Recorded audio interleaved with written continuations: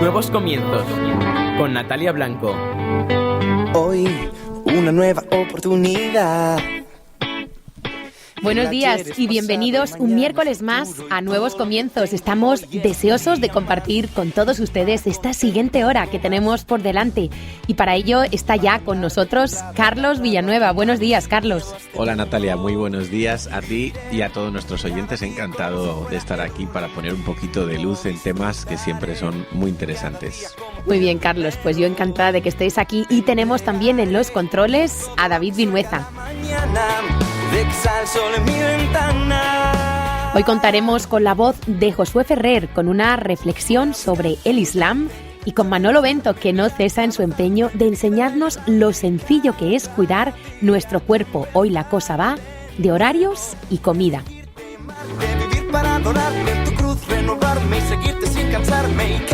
En el programa de hoy nos acercaremos a la realidad de los cristianos perseguidos en los países musulmanes, concretamente Siria e Irak. Realidad que haya poco eco o ninguno en los medios de comunicación. Estará con nosotros Jaume Vives, autor del libro Viaje al horror del Estado Islámico y director del proyecto Guardianes de la Fe. Para participar en el programa puedes enviarnos tus comentarios al grupo de Facebook Nuevos Comienzos, escribirnos a nuevoscomienzos@ondapaz.fm o llamarnos al 93 246 6797.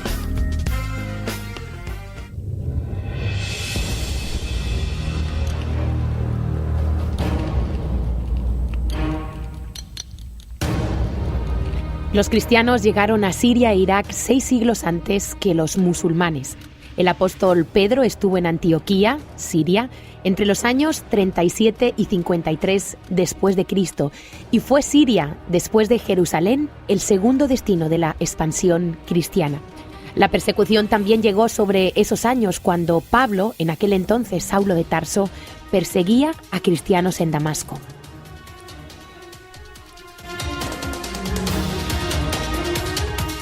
El autodenominado Estado Islámico empezó su ocupación en Siria a finales de diciembre de 2013.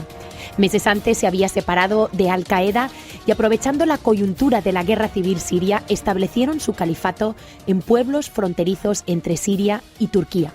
Amnistía Internacional ya denunció estos hechos que quizá parecieron irrelevantes entonces para los gobiernos occidentales. A partir de junio de 2014, mientras en Siria ya habían sido destruidas o dañadas 91 iglesias, el Estado Islámico empezó a ocupar Irak. El 11 de junio cayó Mosul y en septiembre Qarqoz, la principal ciudad cristiana iraquí.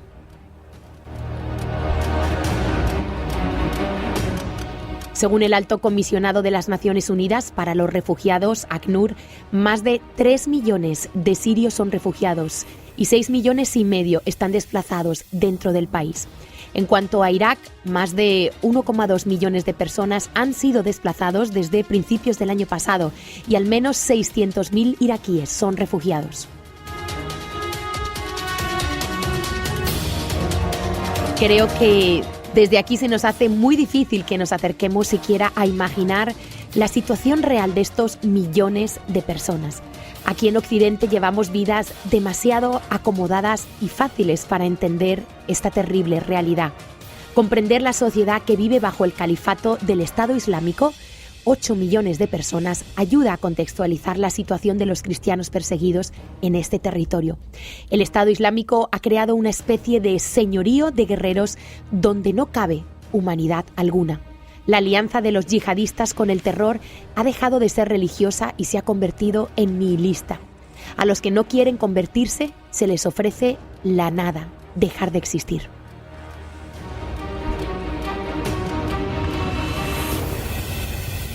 Muchos lo han perdido todo, absolutamente todo, por no renunciar a su fe, a Cristo. Han perdido casa, trabajo y la posibilidad de educar a sus hijos. Los menos afortunados han perdido sus seres queridos. La paradoja es que nosotros, por conservar muchas veces nuestra imagen y por miedo al ridículo y al rechazo, hemos perdido la fe. Ellos, por conservar la fe, lo han perdido todo. Para participar en el programa puedes enviarnos tus comentarios al grupo de Facebook Nuevos Comienzos, escribirnos a nuevoscomienzos@ondapaz.fm o llamarnos al 93 246 6797. Carlos, pues recuérdanos cuál es la pregunta de hoy para nuestros oyentes y que así nos puedan responder a través de nuestra página de Facebook Nuevos Comienzos. Con mucho gusto, Natalia. La pregunta de hoy es la siguiente. ¿Crees que en España vivimos un cristianismo acomodado? Y por favor, razónanos tu respuesta. ¿Por qué crees que sí o por qué crees que no? Te contesto yo. Bueno, vamos a dejar tiempo para que nuestros oyentes nos den su opinión. Nos encanta saber que están al otro lado, que nos escuchan y que tienen su propia opinión, ¿no? La verdad que hoy hemos querido pues acercarnos a esta realidad de millones de cristianos perseguidos en este momento, sobre todo en Siria y en Irak.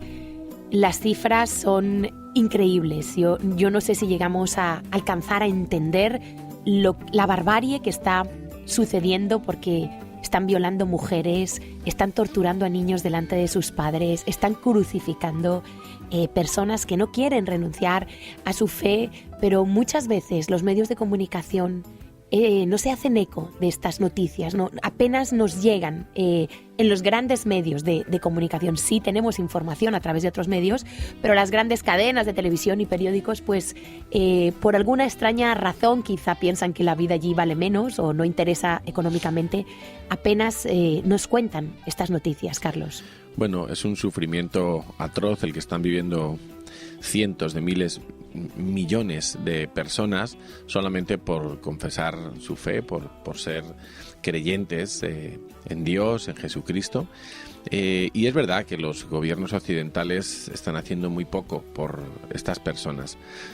Sabemos, no obstante, Natalia, que Dios no se ha olvidado de ellos y tenemos constancia. Hoy creo que con Jauma vamos a escuchar muchos testimonios que Dios no abandona a estas personas, ¿no? Que en medio de todo el dolor, en medio de todo el sufrimiento, ellos son consolados por Dios y son fortalecidos por Dios. Si me permites, Natalia, pues en la misma palabra de Dios encontramos que la persecución fue algo que Jesucristo enseñó a sus discípulos que iba a suceder. Teníamos que contar con esta circunstancia, ¿no? El Señor Jesús, en Mateo capítulo 5, por ejemplo, en los versículos del 10 al 16, dice: bienaventurados los que padecen persecución por causa de la justicia, porque de ellos es el reino de los cielos.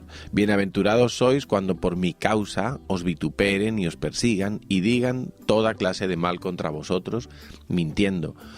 Gozaos y alegraos, porque vuestro galardón es grande en los cielos, porque así persiguieron a los profetas que fueron antes de vosotros. Vosotros sois la sal de la tierra, pero si la sal se desvaneciere, ¿con qué será salada? No sirve más para nada, sino para ser hollada y echada fuera por los hombres. Vosotros sois la luz del mundo. Una ciudad asentada sobre un monte no se puede esconder.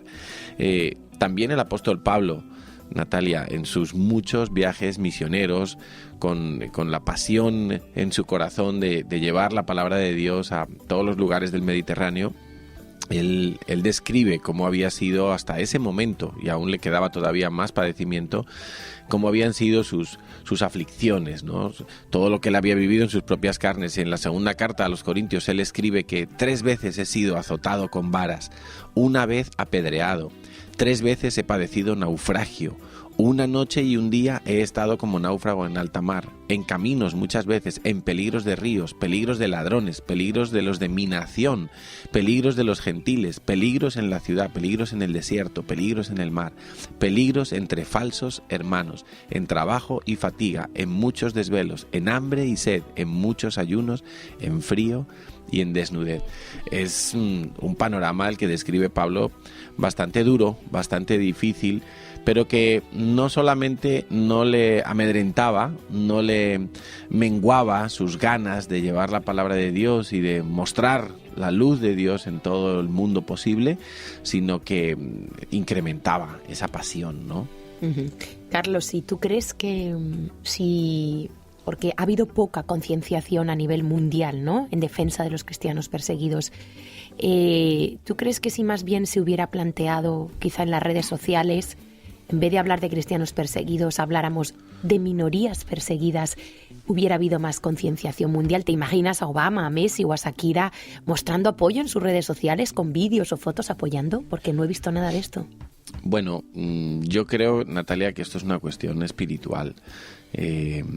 La luz de Dios quiere ser apagada por las tinieblas del diablo, y claro, el mundo va por un lado, los políticos van por un lado, los economistas van por un lado, y la fe del cristiano en verdad va por otro lado, ¿no? Nuestros intereses como creyentes no están estrictamente anclados aquí y ahora en la tierra, sino que nosotros como creyentes tenemos una perspectiva eterna, tenemos una esperanza de vida eterna en el Señor, y eso no interesa a los que no son creyentes. Los que no son creyentes están pensando en el aquí y en el ahora, en tener más dinero, en resolver algunos problemas coyunturales, pero no nos planteamos un horizonte a más largo plazo, y mucho menos aún pensando en la eternidad. Bueno, Carlos, antes de continuar, tenemos ya preparado a Josué Ferrer, que precisamente hoy nos hace una reflexión sobre el Islam. Josué, buenos días. Buenos días, Natalia. ¿Cuántas veces hemos escuchado aquello de que el Islam es la religión de la paz? Bien pareciera que fuera la religión de la guerra, porque el mundo islámico está en guerra contra Israel, que son judíos, contra Estados Unidos, protestantes, contra Filipinas, católicos, contra Rusia, ortodoxos, contra China, ateos, contra India, hindúes, contra Tailandia, budistas, contra Papúa Nueva Guinea, animistas, y contra África, religiones tradicionales.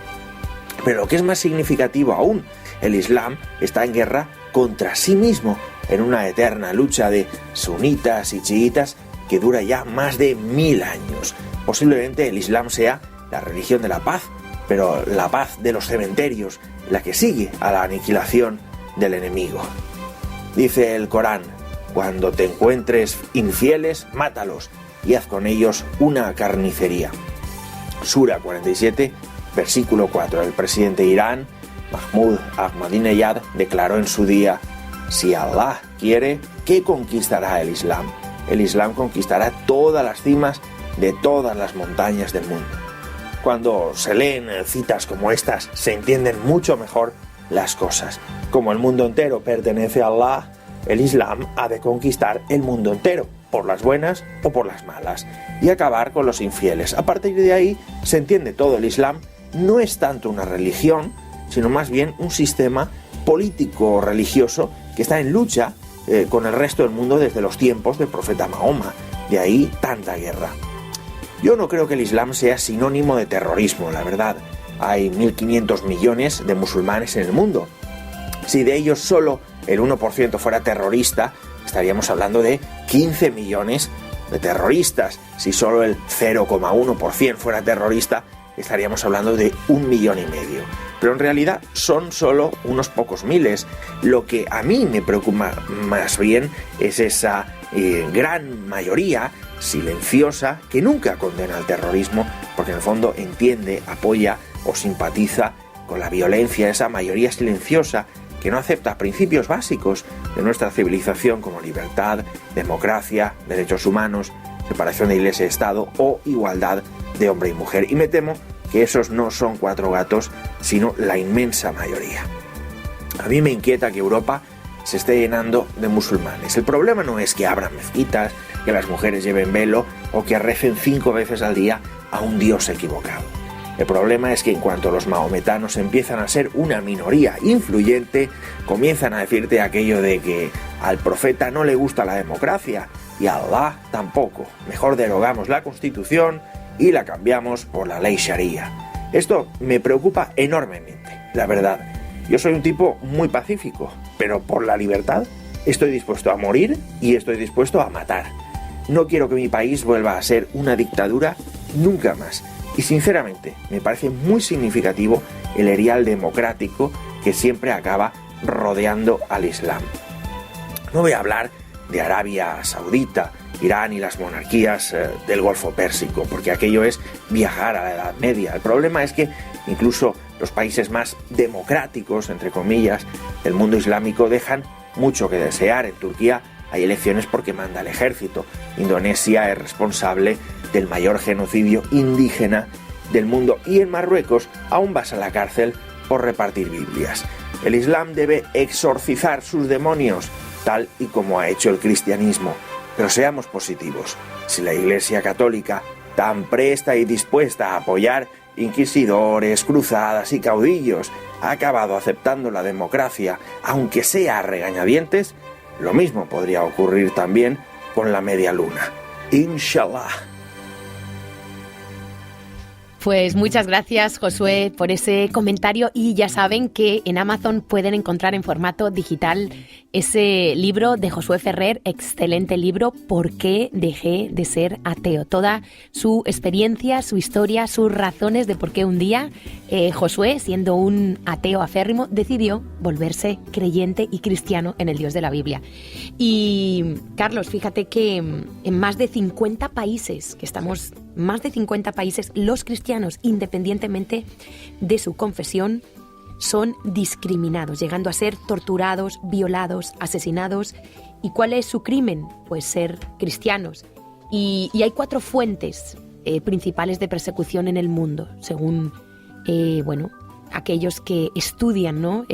Concretamente Ron Boyne, director de investigación y estrategia del Ministerio Puertas Abiertas, que ayuda a los cristianos perseguidos a nivel internacional, dice que hay 4 fuentes de persecución en el mundo para el cristiano, y es el extremismo islámico, la opresión comunista, el nacionalismo y la intolerancia religiosa y secular, aunque en los últimos 30 años ha habido un cambio, y es el extremismo islámico el que se ha colocado en el número 1 de la causa de esta persecución. Sin embargo, también hay otras fuerzas. Por ejemplo, en Corea del Norte, bajo su régimen estalinista, sigue siendo el país más peligroso para los cristianos, y la comunidad más numerosa que persigue a los cristianos es China. Está prohibido totalmente evangelizar en China, hablar de tu fe, compartir tu fe. Increíble, ¿no? A pesar de lo cual, en algunos de estos países que has nombrado, la iglesia resiste. Es una iglesia subterránea, una iglesia secreta, una iglesia que no puede abiertamente decir que existe, pero que sin embargo está creciendo. O sea, es curioso, ¿no?, que en aquellos lugares donde muchos cristianos están siendo perseguidos y masacrados, los que resisten definen en sus vidas una fe mucho más nítida, una fe mucho más fuerte, y eso precisamente asombra a sus vecinos, a sus conciudadanos, y hace que otros se acerquen a Dios al ver la fe que está dispuesta a arriesgarlo todo. Por ese Mesías, por ese Señor, por ese Dios, ¿no? Yo creo que es que ahí verdaderamente nuestra fe es probada realmente, ¿no? Porque una cosa es decir soy cristiano, y otra cosa es cuando la situación se pone fea y incluso te piden renunciar, ¿no?, a tu fe, a tus creencias, volverte al Islam. Ahí es donde verdaderamente se demuestra qué tan real es nuestra fe en el corazón, ¿no? Más que palabras, son hechos y obras. Y yo quiero recordar que, hace más de 50 años la Asamblea General de las Naciones Unidas aprobó y proclamó la Declaración Universal de los Derechos Humanos. Es concretamente el artículo 18 sobre la religión, sobre la libertad religiosa, y quiero leerlo literalmente. Dice así: toda persona tiene derecho a la libertad de pensamiento, de conciencia y de religión. Este derecho incluye la libertad de cambiar de religión o de creencia, así como la libertad de manifestar su religión o su creencia individual y colectivamente, tanto en público como en privado, por la enseñanza, la práctica, el culto y la observación. Pero vemos, Carlos, como este derecho universal de todo ser humano, efectivamente, fíjate que dentro de los países más peligrosos, especialmente para los cristianos, encontramos un ranking aterrador encabezado por Corea del Norte, seguido por Somalia, Irak, Siria, Afganistán, Sudán en la parte norte, Irán, Pakistán, Eritrea, también el norte de Nigeria, las Maldivas, Arabia Saudita, Libia, Yemen, Uzbekistán, Vietnam, República Centroafricana, Qatar, Kenia. Bueno, son una serie de países, la mayoría de corte musulmán, de corte islamista, en los cuales se hace muy difícil para un cristiano vivir. Por ejemplo, según el informe del pasado mes de noviembre del Ministerio Puertas Abiertas, al cual pues nosotros podemos remitir a nuestros oyentes si alguno escuchando este programa se conciencia de que puede hacer algo más que orar por sus hermanos perseguidos en estos países, pues le invitamos a que se ponga en contacto con el Ministerio Puertas Abiertas. Es muy fácil, simplemente con escribir en Google Puertas Abiertas, les va a aparecer la página donde ya van a poder iniciar los contactos y canalizar sus ayudas. Por ejemplo, en Vietnam nos cuentan que los pastores tienen pinchados los teléfonos por el gobierno. Es una forma sutil de controlar, de amenazar, de intimidar, ¿verdad?, a los creyentes. Pues todos tenemos grabados en la retina de nuestros ojos las imágenes de los vídeos bárbaros que las personas del Daesh publican con sus ejecuciones, ¿no? Ejecuciones a sangre fría solamente por el hecho de ser cristianos. Yo creo que desde aquí, Carlos, es muy difícil ponerse en la piel de esas personas. Vivimos pues en Occidente en general muy acomodados, no tenemos que pagar ningún precio, nadie nos persigue por nuestras creencias y quizá eso favorece, ¿no?, que haya un cristianismo un poquito light, ¿no?, igual que la mantequilla light, la leche light, los productos light. Que no tiene sabor, ¿verdad? Le quitan, exactamente. Entonces, yo pienso que precisamente veo que en los países donde hay persecución a causa de la fe es donde se levantan cristianos más apasionados, forjados a fuego, más valientes, un carácter verdaderamente formado y me da que pensar. Me da que pensar, Carlos. Fíjate, Natalia, que en estos países hay gente que simplemente por convertirse al cristianismo son literalmente desechados por sus familias, golpeados por sus familiares, entregados a las autoridades para que sean juzgados y a veces incluso condenados por sus propios familiares, ¿no? Gente a la que le quitan los hijos, el gobierno le quita los hijos, para obligar a que esos hijos sean criados en el Islam. Y los despojan. Cogen a las niñas de esclavas sexuales también. Tenemos datos, ¿no? Increíble. Les prometen, les dicen que se vayan, en el camino los cogen, los matan. Bueno, horror es poco, la palabra horror es poco. Pero antes de hablar precisamente con Jaume Vivas, que él sí nos va a contar de primera mano qué ha vivido, qué ha estado allí, lo que es la barbarie del Daesh, vamos a escuchar a Manolo Bento, que no cesa en su empeño de enseñarnos lo sencillo que es cuidarnos. Buenos días, Natalia. Saludos a todos los oyentes. Una de las cosas que mucha gente se pregunta es si podemos cambiar el momento en que hacemos nuestras comidas para conseguir distintos efectos.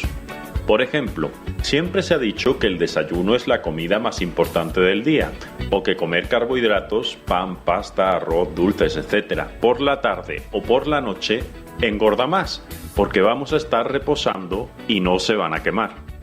Otra cosa que se suele decir es que se ha de tomar un batido de proteínas y de carbohidratos justo después de realizar un entrenamiento, porque el cuerpo está más receptivo para absorber los nutrientes y además es necesario reponer lo que hemos perdido. Bueno, ciertamente no hay nada malo en comer el desayuno, en evitar los carbohidratos a partir de las 6 de la tarde o en tomarse el batido justo después de entrenar. Y esto ha sido apoyado por los estudios y los nutricionistas durante bastante tiempo. Sin embargo, estudios más recientes han demostrado que la influencia que tiene la hora en que comamos los alimentos es mínima. Importa muchísimo más las cantidades de alimento que comamos y que cuadre nuestro plan de alimentación mejor con nuestro estilo de vida. Para aclarar, supongamos una persona que lo único que come en el día son 5 sándwiches. La diferencia entre que se los coma repartidos a lo largo del día, que se los coma todos para desayunar o que se los coma todos para cenar va a ser mínima en cuanto a la ganancia o pérdida de peso. Y además, esa mínima diferencia varía de unas personas a otras. Así que a este respecto, lo mejor es hacer lo que más cuadre con nuestro estilo de vida, para no complicarnos la existencia. Si te cuadra mejor y te sientes bien sin desayunar, adelante, prueba. Si llegas muy cansado a casa por la tarde y te es más fácil preparar un bocadillo o un tazón de pasta que hacer filetes a la plancha, tampoco es ninguna locura. Lo que importa más en realidad es el total de lo que comes en el día, sin importar tanto a la hora que lo comas. Cada caso es distinto. Una persona con trabajo físico fuerte probablemente necesite un desayuno mejor. Otras encontrarán más conveniente picar cosas pequeñas durante el día. Así que céntrate en controlar el total de calorías que comes y en cuanto a horarios y comidas, prueba lo que te va mejor. Un saludo. Notificaciones, tenemos, decía Natalia, algunas notificaciones en nuestra pregunta de Facebook. Preguntábamos, vamos a recordar a nuestros queridos oyentes, ¿crees que en Occidente vivimos un cristianismo acomodado? ¿Por qué? Rosa nos dice, definitivamente sí vivimos un cristianismo acomodado. Tenemos que salir urgentemente de esa zona de confort. Pues sí, así es. Y como les habíamos adelantado, hoy tenemos con nosotros a Jaume Vives. Nació en Barcelona en 1992, estudió periodismo y hace 3 años fundó el periódico digital diario El Prisma. Con tan solo 23 años, pero con un corazón inconformista y determinado, el año pasado visitó un campamento de refugiados sirios e iraquíes en el Líbano. De esta experiencia nace el libro Viaje al horror del Estado Islámico. Este año, bajo el proyecto denominado Guardianes de la Fe, Jaume ha liderado una expedición junto con otros 6 compañeros universitarios donde han viajado a Irak con un objetivo: ayudar a los cristianos perseguidos y dar a conocer su realidad a través de un documental. Buenos días, Jaume, bienvenido. Muy buenos días. Bueno, sé que estás muy liado, que acabas de llegar de viaje y veo, Jaume, que con 23 años has aprovechado muy bien el tiempo. Cuéntame cómo comenzó en ti ese deseo de ayudar a los cristianos perseguidos. Bueno, este deseo empezó hace más o menos 2 años y medio, 3 años, que en algunos medios, muy pocos, pero sí puntualmente, iban saliendo noticias, me iban llegando noticias de cristianos que estaban muriendo asesinados y que estaban teniendo que dejar sus casas, sus países, solo por ser cristianos. Pues yo recuerdo que a mí esto me costaba creerlo. Yo pensaba que era la típica mentira de correr por WhatsApp, o los típicos correos que corren, que no sabéis si son verdad, si son mentiras. Entonces ya va pasando el tiempo y va cogiendo forma. Gente importante empieza a hablar de ese tema, empieza a mostrar su apoyo a los cristianos, y entonces me doy cuenta de que sí, de que es verdad. O sea, que hay cristianos que, como decía, en otros libros muy acomodados, muy tranquilos, sin demasiados problemas, sin vivir una fe auténtica, sino pues bueno, como viviendo una fe accesoria, no algo de más a más. Pues hay gente que por su fe y que por Cristo está perdiendo sus casas, sus trabajos, la educación de sus hijos, incluso sus vidas y las de sus hijos. Entonces yo vi eso, lo comparé con lo que nosotros tenemos aquí, y dije, caray, ¿no? O sea, gente que tiene todos motivos para decir no soy cristiano, dicen soy cristiano y mueren, y nosotros que no tenemos motivos porque lo nuestro es pues hacer el ridículo, pasar vergüenza, o que como mucho nos tiene el trabajo, cada día estamos diciendo no soy cristiano. Uh-huh. Eso es lo que me movió a ir allí, para ayudar a esa gente y también para despertarnos a nosotros. Claro. Y Jaume, veo que tú viajaste personalmente allí. Creo que el año pasado estuviste en Líbano, ¿no? ¿Qué descubriste allí en ese campamento de refugiados? Bueno, en Líbano estuve dando vueltas por varias zonas de Líbano. Yo pensaba que los cristianos estarían en campos de refugiados, y algunos sí estarían en campos de refugiados, pero normalmente estaban en segundas residencias, porque claro, los campos de refugiados son mayoritariamente familias musulmanas. Al norte de Líbano coincide que son familias musulmanas, son familiares de los estados islámicos muchas veces, y entonces es como salir de un problema para entrar en otro, ¿no? Entonces allí, digamos que fue una primera aproximación, y me costó tiempo entender lo que les había pasado, lo que habían vivido, cómo estaban viviendo. O sea, fui solo, entonces eso se nota mucho cuando vas solo. Había leído y me había documentado, pero igualmente vas muy cojo hasta que no lo conoces de primera mano. Entonces en Líbano, digamos, empecé a entender un poco lo que esa gente había vivido. O sea, cómo esa gente lo había perdido todo, se había quedado sin trabajo, llevaban 3 años, porque muchos eran de Siria, la mayoría eran de Siria, llevaban 3 años sin trabajo, sin sus hijos poder estudiar, viviendo en condiciones lamentables. Y claro, a mí esto me costaba mucho entender, ¿no? Cómo lo habían perdido todo, por qué lo habían perdido todo, cómo están viviendo ahora, y cómo eran capaces, ¿no?, de explicarte lo que están viviendo ahora con una sonrisa. Y allí empecé a ver algo que luego en Irak se terminó de confirmar, ¿no? Y es cómo esa gente se ha abandonado por completo a los brazos del Señor, confía completamente, y te dicen, ¿no?, que nunca se han sentido abandonados. Y humanamente, lo natural es sentirse abandonado, porque han perdido casa, han perdido trabajo, llevan 3 años sin trabajo, sin hacer nada, y ves cómo te lo explican y con qué tranquilidad y con qué paz, la gran mayoría de ellos, ¿no? Y te das cuenta. Y eso fue, digamos, una primera aproximación en Líbano, que era como una primera choque con la realidad, y luego en Irak, pues, gracias a Dios, pues he podido comprender mucho mejor, ¿no?, por lo que han pasado y por lo que están pasando. Jaume, creo que de este viaje nace tu tercer libro, Viaje al horror del Estado Islámico, pero ¿ya tenías idea de escribirlo o fue allí que surgió esta idea? No, en Líbano sí que tenía idea de escribirlo. De hecho, la mayor parte del libro está escrito en Líbano, o sea, está escrito en suelo libanés, y luego con algunas modificaciones, pues ya en España. No sabía si saldría. Yo dije, bueno, pues yo con los ediciones que me encuentre y tal, pues si sale bien, y si no, pues también. Y luego en Irak sí que no iba con intención de escribir ningún libro, no tenía, porque íbamos allí a ayudar a un sacerdote y a hacer un documental, esas dos vertientes del proyecto. Pero luego pues he vuelto a Barcelona y sí que pues, empezó a dar revueltas, y ahora sí que, sin tenerlo previsto ni pensado, he empezado a escribir una novela sobre lo de Irak. Y en tu libro Viaje al horror del Estado Islámico, ¿qué nos vamos a encontrar? ¿Historias reales? Sí, o sea, es un libro, digamos, que son pequeñas cápsulas de información. Entonces hay desde testimonios de cristianos que lo han perdido todo y te explican cómo ha sido su vida, cómo están viviendo ahora, cómo es su relación con Dios, tanto de Siria como de Irak, aunque principalmente de Siria. Pero luego también hay pues historias que en la prensa fueron pues tuvieron mucho eco, ¿no? Las monjas de Malula, que eran las monjas ortodoxas. Hay historias que en la prensa han tenido mucho eco, contadas por gente que las vivió en primera persona, o que tenía un padre que las vivió en primera persona. O sea, digamos, también hay estas pequeñas cápsulas de información, ¿no? O sea, contadas las historias desde otra visión.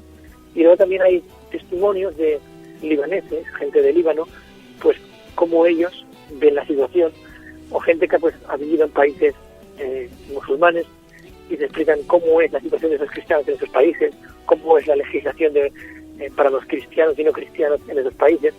O sea, son pequeñas cápsulas que lo que intentan es hacer una radiografía de lo que ha pasado, ¿sí? Y sobre todo de cómo están viviendo ahora. Jaume, muy buenos días, soy Carlos Villanueva. Encantado de saludarte. Jaume, ¿tienes conocimiento de qué porcentaje de los refugiados que están intentando llegar a Europa y que los vemos frecuentemente en las noticias son cristianos? No, o sea, no tengo conocimiento de esto. Sí que sé que es una pequeña parte, por una cuestión de proporción. En Siria, si no recuerdo mal, es el 4 o 5% de la población que es cristiana, o sea, es un poco menos. En Irak es un 1%, entonces por una cuestión de proporción son muy pocos. De Irak había en 2003 más de 1 millón, bueno, desde el 2003 hasta el día de hoy han desaparecido más de 1 millón, y ahora quedan en el Kurdistán iraquí entre 250.000 y 300.000. Bagdad, o sea, los cristianos iraquíes que han huido son poquísimos. Claro. Jaume, a lo mejor de algunos cientos como mucho. ¿Por qué cree Jaume que solo se habla de los refugiados cuando han intentado entrar a Europa y quizá violentar nuestra comodidad? ¿Por qué crees tú que no se habla de los refugiados que están en otros países árabes, musulmanes, de alrededor? ¿Cuál crees tú que es la causa de que no se hable de esto?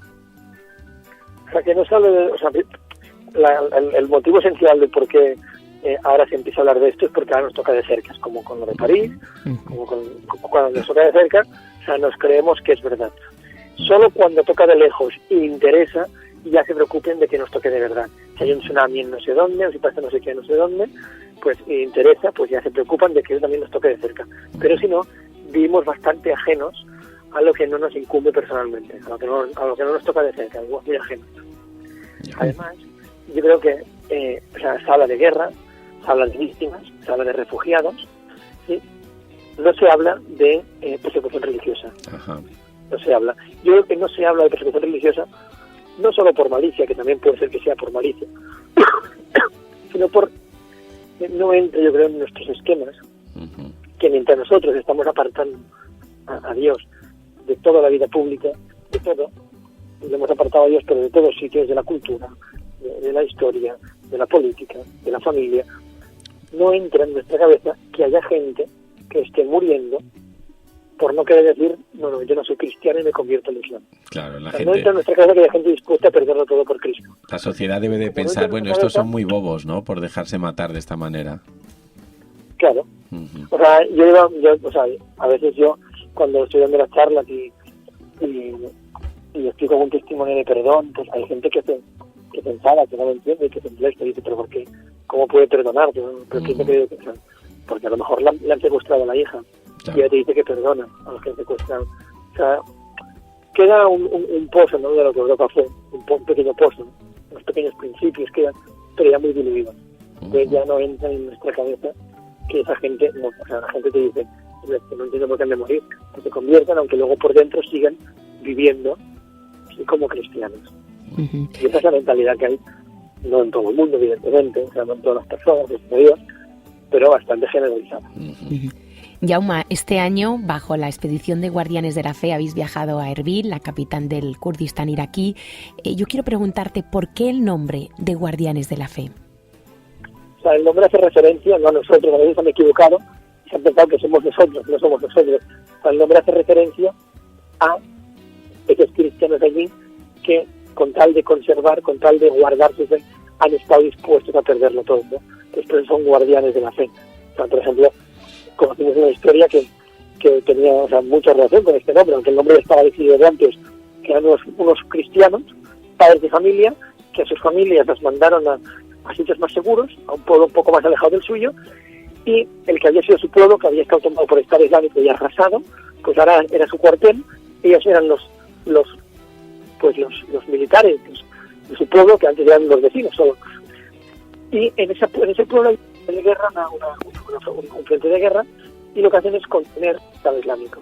O sea, gracias a que esos anteriormente vecinos, actualmente militares cristianos, están en ese frente de guerra conteniendo el Estado Islámico, en el pueblo de atrás, donde están sus familias, sus amigos, se puede seguir celebrando misa.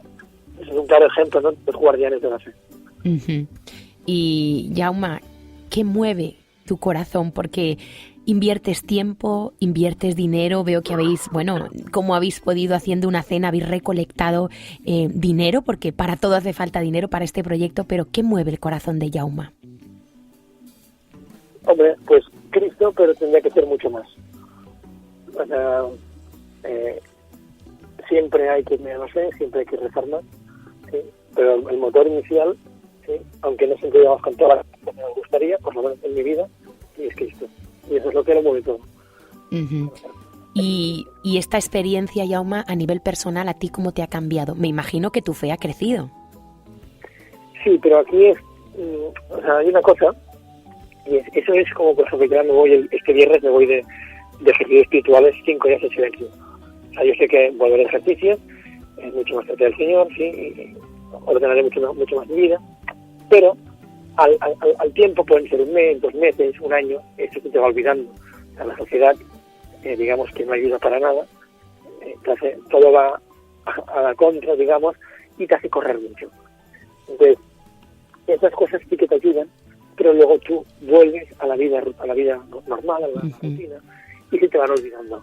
Entonces, por eso es importante no olvidar, y tampoco que puedes recordar lo que has visto, lo que has vivido. ¿Sí? Porque si no, o sea, evidentemente, pues tú vuelves viendo, pues, como con esperanza de decir, si esa gente, con todo lo que ha sufrido, o sea, te dice que nunca se sentía abandonada por Dios, ¿cómo el Señor me va a abandonar a mí?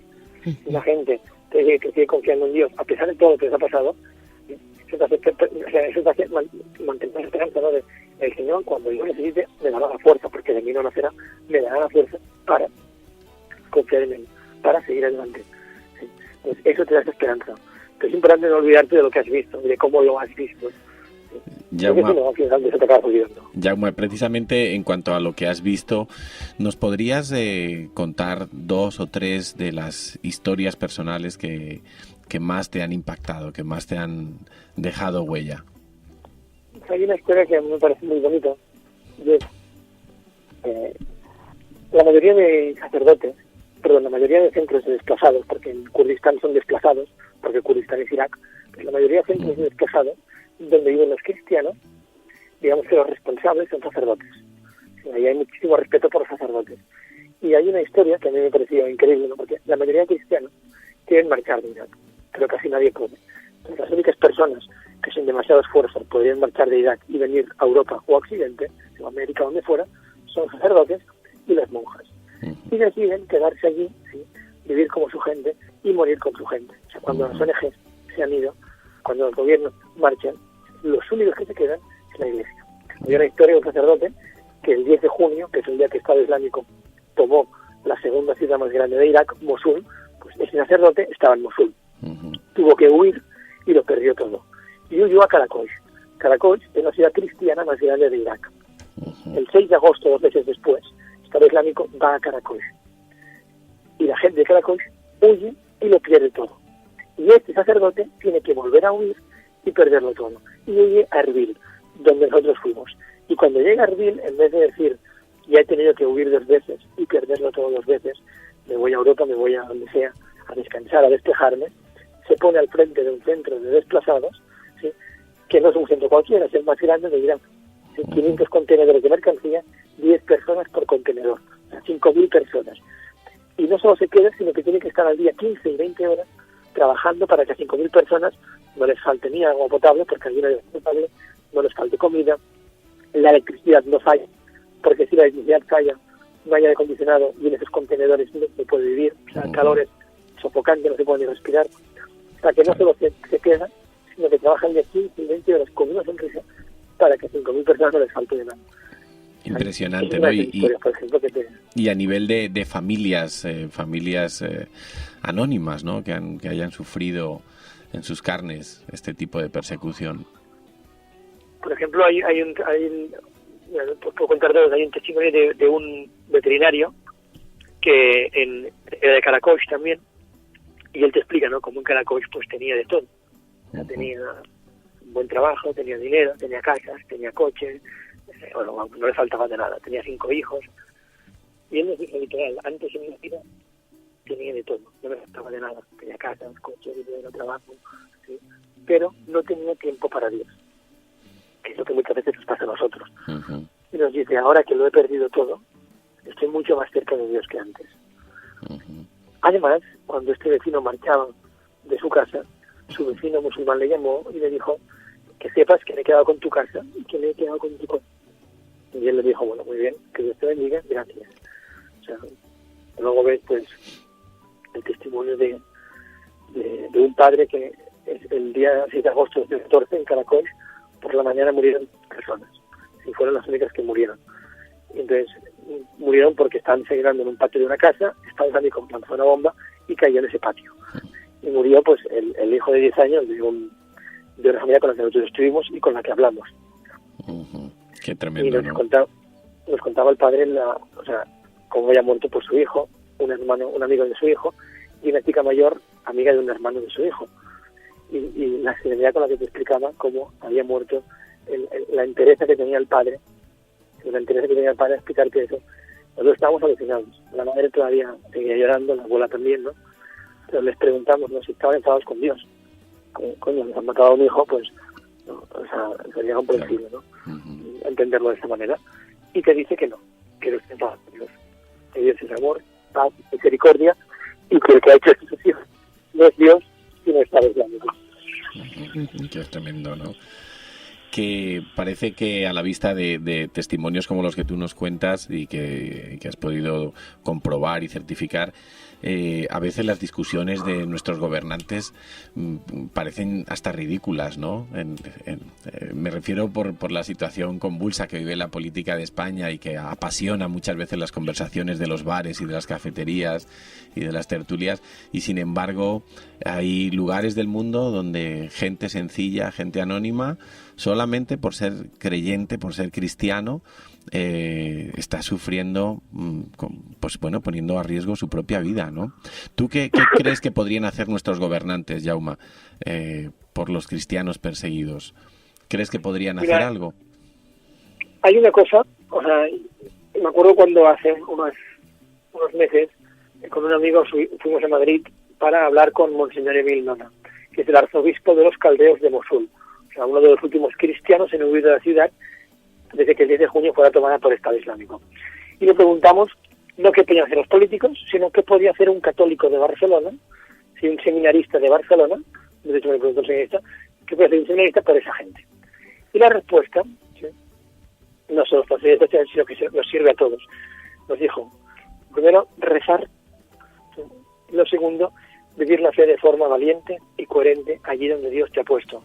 Y nosotros le preguntamos, ¿qué podría hacer alguien de aquí por ellos? ¿Sí? Rezar y vivir la fe de forma valiente y coherente. ¿Sí? Y luego, evidentemente, entra, pues, eso es una guerra, ¿no? Pues hay que ir allí militarmente, pero hace poco escuché una conferencia, leí una conferencia de un filósofo francés muy bueno, que se llama Fabrice, que decía, o sea, no es una guerra, o sea, que vayas a ganarla tú por tener más armas. O sea, no es que ahora Francia diga, vamos a atacar allí, y si ellos van, pues nosotros tenemos más armas mejores y ganamos la guerra. El problema no es ese. El problema es qué sociedad tienes tú, el Occidente. Pues sociedad. Y esa sociedad, a lo que te puede llevar, sí, es a que una cosa atractiva delante de este pudridero que dice Juan Manuel de Prada, el pudridero europeo, pues es irte allí y hacer allí la Guerra Santa, o quedarte aquí y hacer aquí la Guerra Santa. ¿Sí? El problema es qué tipo de sociedad tenemos nosotros, qué les estamos ofreciendo a nuestros jóvenes. ¿Qué continuidad va a haber después, no? Claro, o sea, también os leí otro artículo también un poco en la línea, ¿no? O sea, los jóvenes no han nacido para jugar a la PlayStation. Claro. ¿Sí? Han nacido para ser radicales, pero radicales en el buen sentido, sí, en el de volver a las raíces, en el ser auténticos. Entonces, esa sociedad te propone el civismo, esa moderación, esa cosa que es tibia, eso no atrae a ningún joven. O sea, estamos creando sociedades líquidas, sociedades muertas, ¿no? O sea, podridas. Entonces, muy vacías, muy vanas. Acabar con el programa de allí antes de que termine, o sea, hay que refundar, ¿sí? Hay que salvar lo que queda aquí. Entonces será fácil acabar con eso. Pero si no va a servir de nada. Claro. Jaume, antes de terminar, yo quiero preguntarte algo. ¿Tú crees que el Islam es todo igual o hay un Islam moderado y otro extremista? O sea, el Islam es tan grande que no es todo igual, evidentemente. Es decir, para empezar hay diferentes sectas, ¿no? Pues está el chiismo, está el sunismo, luego dentro del chiismo está el budismo. Hay diferentes sectas. Y hay diferentes interpretaciones de cómo se tiene que aplicar la ley islámica. Dependiendo de cada secta, incluso dentro de cada secta también hay diferentes interpretaciones. Y que es verdad, tanto en el chiismo como en el sunismo, ¿sí?, las interpretaciones que hay, o sea, muchas veces atentan directamente contra la dignidad de la persona. No directamente, o sea, no solo los suníes, o no solo el wahabismo, que es el de islámico, el de Arabia Saudí, sino también Irán, por ejemplo, también Kenia, también Pakistán, también Egipto, India. O sea, es verdad que habrá musulmanes que sean gente de paz, gente bellísima, y las hay, y cristianos muy desgraciados, eso sí, pero sí que es verdad que en el Islam hay una tendencia natural, ¿sí?, a la guerra. Hay una tendencia natural a la guerra. O sea, el mismo Mahoma, cuando empezó en la Meca, era un líder espiritual, nadie le hacía ni caso, ¿sí?, le seguía a su familia y poco más.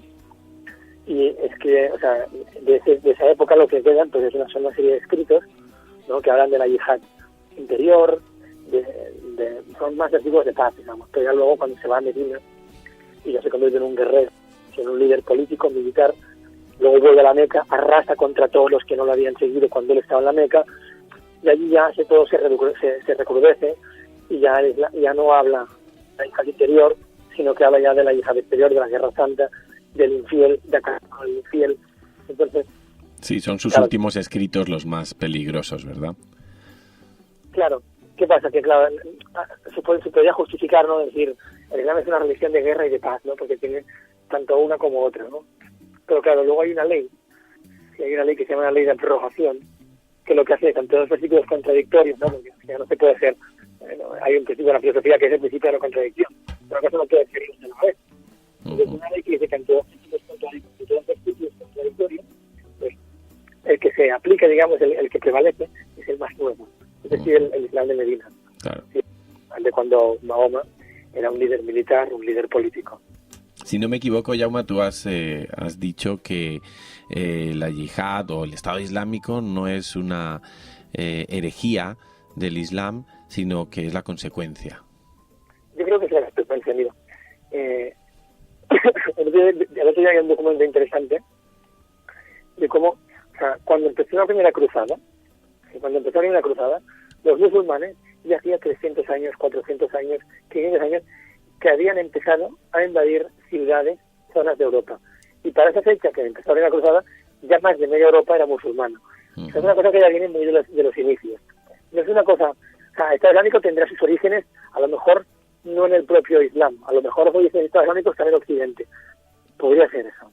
Uh-huh. Pero el hecho es que esa actitud, esa forma de hacer, ya es muy anterior al Estado Islámico y es muy anterior, ¿sí? De hecho, también los comienzos del Islam. Hasta hablando del año, empezó todo en los 6 y los 7, pues años 600, años 700, años 800, que es cuando están todas las invasiones musulmanas y que es casi cuando empiezan a hacer el Islam. O sea, que es una cosa que ya viene muy detrás. No es una cosa que no tenga nada que ver con el Islam y que siempre ha habido unos cuantos radicales que han empezado a... Es una cosa que va muy ligada al Islam. Uh-huh. Jaume, tú como creyente que has visto in situ, has estado allí, has comprobado con tus propios ojos lo que muchos cristianos están viviendo, ¿qué mensaje nos dejarías a los cristianos de Occidente? Bueno, hay una frase del padre Douglas, que no os lo digo yo, lo dice el padre Douglas, que dice: católicos, cristianos, despertad, wake up. Uh-huh. Y eso es lo que, o sea, y no solo eso, o sea, uh-huh. Hay una cosa, y es lo que decía antes, ¿no? Para nosotros muchas veces la fe es una cosa abstracta, Cristo es una cosa abstracta, una cosa teórica, una serie de ideas, una serie de normas, una cosa que cuando nos desacogemos y cuando no. Y para esa gente Cristo, sí, es algo vivo, algo real, algo concreto, o sea, concreto como sus casas, como concreto como pueden ser sus hijos. Como es tan concreto como eso, aun con sufrimiento, pierden todo eso con tal de no tener que perder a Cristo. Entonces, que eso es una llamada, ¿no?, a pedir al Señor que nuestra fe crezca, ¿sí? Y que para nosotros Cristo sea algo real, algo vivo en nuestro día a día, no una teoría, una cosa que tal, ahora voy a rezar, no, algo que estructure, que vertebre nuestras vidas. Y para eso hay que pedir más fe. Para que el Señor configure nuestras vidas y sea algo concreto en nuestras vidas. No sea, bueno, pues, sí, yo rezo esto, rezo lo otro, tal, no sé qué, tal, y si el Señor ahí me ayuda, no es teoría, necesito algo concreto. Uh-huh. Tenemos una oportunidad ahora para ver cómo nuestros hermanos lo es, y si en nuestros hermanos lo es, en nosotros podemos hacerlo. Uh-huh. Jaume, Guardianes de la Fe tiene nuevos proyectos en breve.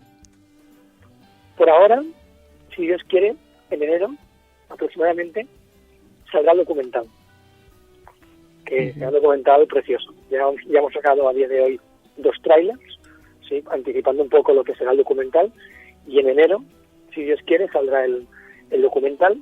Entonces, por ahora, esta es la idea que tenemos, ¿no? O sea, terminar el documental para dar a conocer esta situación tanto en España como en Europa y en el mundo entero, o sea, diferentes idiomas, etcétera, Luego nos gustaría volver a Irak y proyectar ese documental en los diferentes centros de desplazados, para que ellos vean su historia reflejada en ese documental.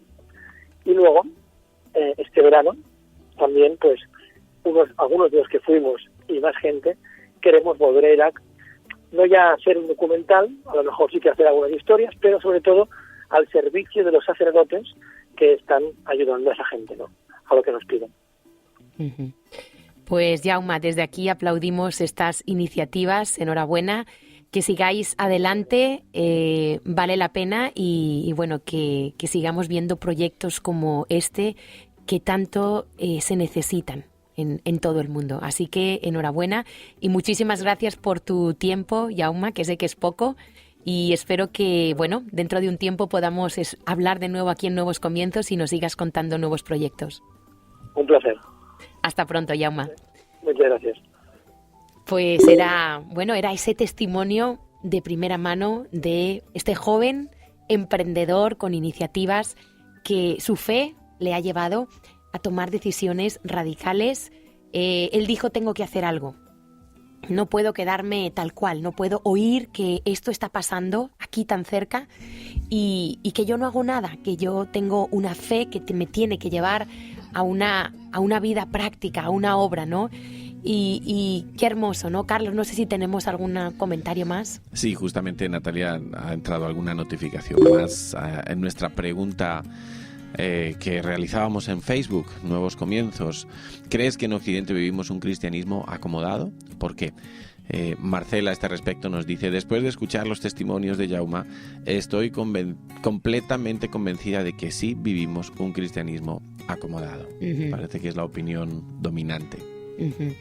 Pues yo recomiendo este libro, Viaje al horror del Estado Islámico, porque nos tenemos que concienciar, tenemos que entender que esto está pasando hoy en día. Y si de verdad decimos que somos cristianos, pues deberíamos hacer algo, ¿no? O quizá ayudar económicamente con organizaciones que están allí, pues como Guardianes de la Fe, con puertas abiertas y de verdad hacer algo, porque aparte de orar, por supuesto que tenemos que... la oración es poderosa, Dios lo dijo, ¿no? Y la oración puede hacer mucho, pero involucrar nuestras vidas de una manera real y que esto hoy nos lleve a reflexionar sobre cómo está nuestra fe, qué tipo de fe tenemos. ¿Tenemos una fe que tan solo habla? ¿Tenemos una fe que traspasa la boca y nos lleva a acciones reales? Abrimos nuestra boca para contarle a otros que tenemos una fe en un Dios vivo, o preferimos la aprobación, el ser popular, porque hay cristianos que en este momento lo están perdiendo todo, que viven por una norma más alta, que es la lealtad y el amor a Cristo, y están dispuestos a perderlo todo porque Cristo es el todo de sus vidas. Yo quiero preguntarte, ¿es Cristo el todo de tu vida? ¿O simplemente Cristo ocupa ahí un lugar en el último rincón de tu corazón, de tus horarios, de tu tiempo, de tu dinero? Porque verdaderamente Cristo vino para darnos vida, pero para ocupar el centro de nuestros corazones, el primer lugar. Y quizá hoy necesitamos arrepentirnos de no haber guardado nuestra fe. Me encanta ese nombre, guardianes de la fe, personas que hasta el último momento, como decía Pablo, he guardado la fe hasta el último momento, guardan esa fe como un tesoro precioso, guardan esa fe como lo más valioso de sus vidas y están dispuestas a darlo todo por permanecer en esa fe intacta hasta el final. Y quizá tenemos que arrepentirnos, porque quizá nuestra fe ha sido pobre, ha sido mediocre, ha sido light, ha sido una fe fingida. La palabra de Dios nos enseña que hay una fe fingida, ha sido una fe interesada, ha sido una fe que ha llegado solo hasta donde nos convenía. Pero ¿qué pasa en nuestras vidas cuando nuestra fe en Cristo nos demanda renuncia, nos demanda dejar cosas, nos demanda un cambio? ¿Estamos dispuestos? Yo quiero invitarte, querido oyente, a que hoy tú seas honesto contigo mismo y honesto delante de Dios. Y hoy es un día para poder arrepentirnos, para decirle: Dios, perdóname porque mi fe ha sido una fe vacía, una fe fingida, pero hoy quiero volver mi corazón a ti. Hoy quiero estimar todo, como decía Pablo, por basura. Hoy quiero no darle tanta importancia a mi casa, a mi coche, a mi ropa, a mis posesiones materiales, sino quiero hoy, como decía Jaume, no olvidarme de que cristianos están siendo perseguidos, no olvidarme de todos los beneficios de Dios para mi vida. Y gracias porque eres un Dios bueno, Dios es un Dios bueno que escucha las oraciones de los corazones sinceros. Nunca es tarde para empezar de nuevo. Este es el lema de nuestro programa. Nunca es tarde para empezar de nuevo. Cada día es una oportunidad. Así que si un día dejaste tu fe guardada en un cajón, si un día abandonaste tu fe, si un día te rendiste ante el consumismo, ante las comodidades de esta sociedad, hoy es tiempo de que tú te sinceres con Dios, te arrepientas y Dios te va a dar esa oportunidad para empezar de nuevo. Nosotros siempre vamos a estar dispuestos a ayudarte a esa toma de decisión, que es la mejor decisión que puedes tomar, volverte genuinamente al Dios vivo. Ya sabes que nos puedes llamar fuera de antena al 618-175-995, 618-175-995, o ponernos un WhatsApp a este número, porque a veces necesitamos ayuda. Claro que sí, Dios nos ayuda a través de otras personas y vamos a estar encantados de poder echarte una mano, ayudarte también con nuestra experiencia, con nuestras vivencias, con lo que hemos podido conocer de ese Dios vivo y recordarte que hoy es una nueva oportunidad. Natalia, yo me quedo con esa frase, wake up, despierta. Creo que algunos en España, algunos quizá de los que nos están oyendo, pretendiendo guardar sus vidas y salvar sus vidas, han perdido su fe. Están perdiendo su fe. Quizá aferrándose a un trabajo, a un horario, a una reputación, a una buena imagen frente a sus vecinos, frente a su familia, quizá frente a tu propio cónyuge, están perdiendo su fe, están diluyendo su fe y vendiendo sus principios. Y yo quiero animar a esos que nos están oyendo a que arriesguen por Cristo, a que le testifiquen a esa persona, a ese compañero de trabajo, a ese vecino al que todavía no se han atrevido, porque quizá había el riesgo de perder algo, incluso el puesto de trabajo, que te arriesgues a pedir ese permiso en el trabajo para ir a una actividad de la iglesia, porque a lo mejor no lo has hecho pensando que así estabas más seguro, pero estás perdiendo tu fe, estás perdiendo a Cristo. Y es que, Carlos, a veces perdemos la visión de eternidad. Se nos olvida fácilmente que somos almas eternas. Dios ha puesto eternidad en nuestro corazón y es mucho mayor, va a ser mucho mayor la recompensa, el galardón de la eternidad, mucho mayor que el precio que tengamos que pagar aquí. ¿Y hay que pagar un precio? Sí. A veces, Natalia, la gente lo más lejos que llega a preocuparse es por su plan de jubilación. Uh-huh. Y quiero recalcar esto porque la salvación es un regalo, Carlos. La salvación solo lo podemos recibir por fe, no nos lo podemos ganar, no es un premio por haber hecho algo, es un regalo, poniendo nuestra fe y confianza en el Hijo de Dios que murió en la cruz y arrepintiéndonos de nuestros pecados. Pero una vida que honre a Dios, una vida que guarde la fe hasta el final, es una vida que requiere un precio, que requiere muchas veces perder cosas, pero vale la pena. Así que desde estas ondas te animamos. No hay mayor gozo que vivir íntegramente por lo que uno ha creído. Es más, morir por lo que uno ha creído. No hay mayor gozo, no hay mayor galardón. Muchos hombres en la historia de la humanidad lo han hecho y vale la pena. Así que ánimo, despierta, vive por fe y para fe. La fe en el Hijo de Dios. Y nosotros te recordamos que la semana que viene estaremos de nuevo aquí en Nuevos Comienzos y que cada día, recuerda esta canción, es una oportunidad para empezar de nuevo. Hasta pronto. Hasta la semana que viene. El ayer es pasado, el mañana es futuro y todo lo que tengo hoy es un día más para conocerte un poco más, para andar de tu lado agarrado a tu mano.